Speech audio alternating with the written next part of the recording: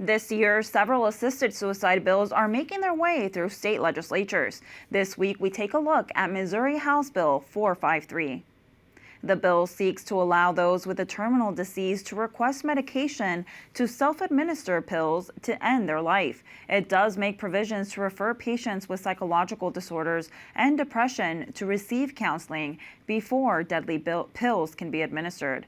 The bill also requires 15 days between the initial oral request to commit suicide by prescription pill and the date that the written request is signed by the patient. Another 48 hours must pass between the written request and the writing of the prescription. Susan Klein, Executive Director of the Missouri Right to Life, joins us now to talk further about this disturbing bill. Susan, thank you for being here with us today. Thank you, Abigail. I'm happy to be with you today. Yes. So, Susan, how much support are you seeing behind this assisted suicide bill? We don't believe that this bill has a chance of moving forward. Obviously, it's an issue that is discussed nationwide, but in Missouri, we value life from conception to natural death, and we, have a statute in place that follows that train of thought. These are always difficult issues when you talk about end of life. But instead of looking to take someone's life, we should be working to give compassion to that patient as well as that family as that end of life is nearing. And we know that the elderly and disabled are often targeted by these kinds of laws. What do people need to know to protect themselves? I think it's very important that we have leaders in our state that will work to fight for the right to life for all innocent human lives. I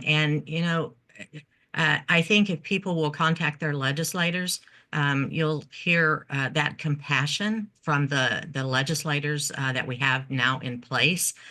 So I would recommend that people call their legislators and let people know that we do not want assisted suicide, whether it is dealing with someone helping that person to die intentionally, or if it is prescribing drugs for that person to take themselves.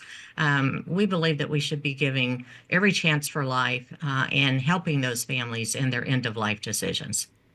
And how is Missouri Right to Life working to inform Missourians of the dangers of this kind of legislation?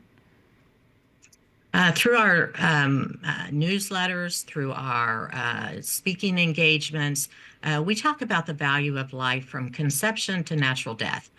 So Missouri Right to Life, if you go on our website, it's missourilife.org, you'll find information there. We're going to be producing some podcasts on, living wills and healthcare directives for end of life to make sure that people are getting the care that they need. We want to give them all the helps that we can through Missouri Right to Life. That sounds like a great idea, and how innovative, a podcast that gives people the information they need right where they are. Susan, is there anything else you'd like to add before we close? No, I absolutely believe that, and Missouri Right to Life is a leader in this, that the value of life is, God determines the beginning and the end. And as we deal with the issues, obviously we need to give people the pain medication or whatever they need to endure until, God determines that end of life for them. So we just encourage people to make sure that their legislators know that we want to preserve life from the beginning to the end. Thank you so much, Susan. Thank you, Abigail.